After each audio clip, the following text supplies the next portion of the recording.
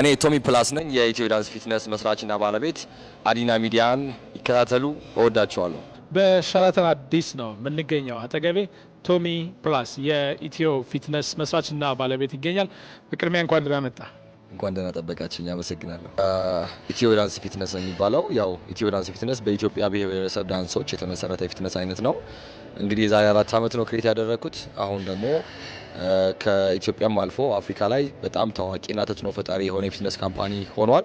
ከ420 በላይ ክላይንቶች አሉን። እስከዛሬ ባዘጋጇቸው ኮንሰርቶች በጣም ስኬታማና ትልቅ የሚባለው የ6 ሰው የተገኘበት ላስት መንዝ የተዘጋጀው ኮንሰርት ነበር።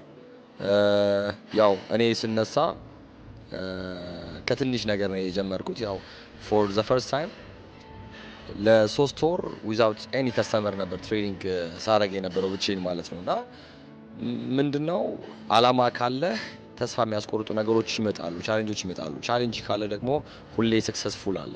ስለዚህ ሰዎች ትንሽም ነገር ቅድም ለመናገር ሞክሬያለሁ፣ ትንሽም ነገር ቢሆን ከዛ መጀመር ነው ያለባቸው እንጂ አሁን ቃል ተሟላለኝም እንደዚህ ሳይሆን ካላቸው ነገር ክሬቲቭ መሆን፣ ማይንዳቸው ማሰራት። እንደዛ ከሆነ የበለጠ አይምሯቸውን እየጨመቁት ይመጣሉ። እንደዛ ከሆነ ደግሞ የመለወጥና ትልቅ ነገር የመስራት ወይም ክሬቲቪቲያቸውን የማሳደግ ትልቅ ፕሮባቢሊቲ ይፈጠራል ብዬ አምናለሁ። እና እኔም ስጀምር 3 ሰው ነበር። ለ3 ወር ያህል 3 ሰው ነበር የነበረኝ። የመጀመሪያዎቹ 3 ወሮች ዜሮ፣ ምንም ክላይንት አልነበረኝም። ብዙ ተስፋ ያስቆርጣል። ከቤቴ ሜክሲኮ ድረስ ዮሊ ድረስ በእግሬ ነበር የምንከራተተው።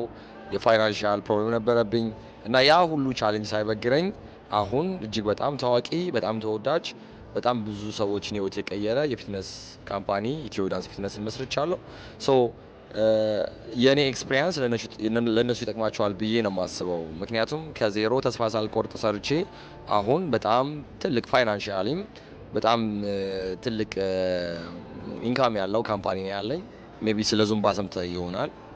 ዙምባ ፊትነስ የሚባል ካምፓኒ አለ። በላቲን ዳንሶች የተመሰረተ የፊትነስ ካምፓኒ ነው። ከ15 ሚሊዮን በላይ ሜምበሮች አሉት ዓለም ላይ ማለት ነው። ኢትዮጵያ ደግሞ በጣም ሀብታም ነች። ከ80 በላይ ብሔር ብሔረሰብ ዳንሶች ያሏት ሀገር ነች። ስለዚህ እነሱ ከአምስት ያላነሰ የዳንስ አይነት ይዘው ዓለም ላይ 15 ሚሊዮን ሜምበር ካፈሩ፣ እኛ ደግሞ ከ80 በላይ ብሔር ብሔረሰብ ዳንሶችን ይዘን ከ30 ሚሊዮን በላይ ሜምበሮችን ለማፍራት እንግዲህ ጠንክረን እየሰራን ነው። እሺ ተመልካቾቼ ይህንን ፕሮግራም አዲና ሚዲያን ተከታተሉ። እኔም ደግሞ በዚህ ፕሮግራም ላይ ታድሜ ሌላ ቀን ደግሞ በኢንተርቪው እንገናኛለን። ሰፋ ባለ ኢንተርቪው ማለት ነው እንገናኛለን ብዬ ተስፋ አደርጋለሁ። እንግዲህ እነሱም ደግሞ የኔን ፕሮግራም መጥተው አንድ ቀን ያዩታል፣ ምን እንደሚመስል፣ ምን ያህል ሰዎች የተቀየሩ እንደሆነ ማየት አለባቸው። ምክንያቱም አስተማሪና ብዙ ሰዎችን የሚያነቃቃ ስለሆነ ብዬ አምናለሁና አመሰግናለሁ። ተከታተሉ አዲና ሚዲያ። እኔ ቶሚ ፕላስ ነኝ የኢትዮ ዳንስ ፊትነስ መስራችና ባለቤት። አዲና ሚዲያን ይከታተሉ፣ እወዳቸዋለሁ። ጋዜጠኛና ፕሮሞተር አብርሃም ግዛው እባላለሁ። አዲና ሚዲያ በቅርብ ቀን የተለያዩ አዳዲስ ተወዳጅ ፕሮግራሞች ይዞላችሁ ይቀርባል። እንድትከታተሉ በዚህ አጋጣሚ እንጋብዛለን።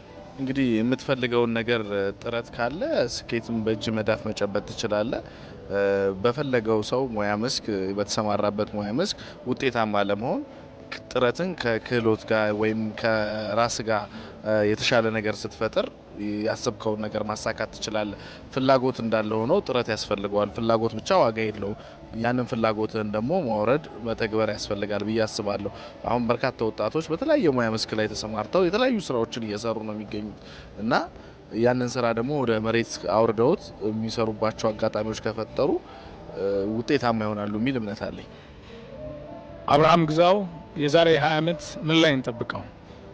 እንግዲህ አዳዲስ ነገሮች፣ እቅዶች አሉ። አሁን እንደምታውቀው በእኛ በአብርሃም ግዛው ኢንተርቴይንመንት የሬዲዮ ፕሮግራም ሾዎች አሉ በሳምንት 2 በብስራት ኤፍኤም ላይ።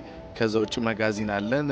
ኢቨንቶች፣ በጣም በርካታ ኢቨንቶች እንሰራለን። እንደምታውቀው በኢንተርቴይንመንቱ መስክ እናንተም ያው ኢንተርቴይንመንቱ ላይ እና ኢቨንቱ ላይ እንዳላችሁት ሁሉ ግን የራሳችን የሆነ የሚዲያ ተቋም የመስረት፣ የማሰልጠኛ ተቋም የመስረት እንዲሁም ደግሞ አሁን የምንሰራቸው ኢቨንቶችን በኢንተርናሽናል ደረጃ የማሳደግና የዛሬ ዓመት እንግዲህ የራሳችን የሆነ ነገር ይኖራል ብለን እናስባለን።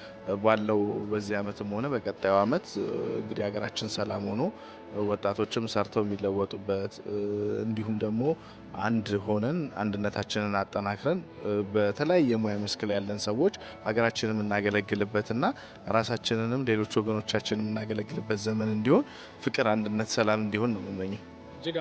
እኔም አመሰግናለሁ። ጋዜጠኛና ፕሮሞተር አብርሃም ግዛው እባላለሁ። አዲና ሚዲያ በቅርብ ቀን የተለያዩ አዳዲስ ተወዳጅ ፕሮግራሞች ይዞላችሁ ይቀርባል። እንድትከታተሉ በዚህ አጋጣሚ እንጋብዛለን።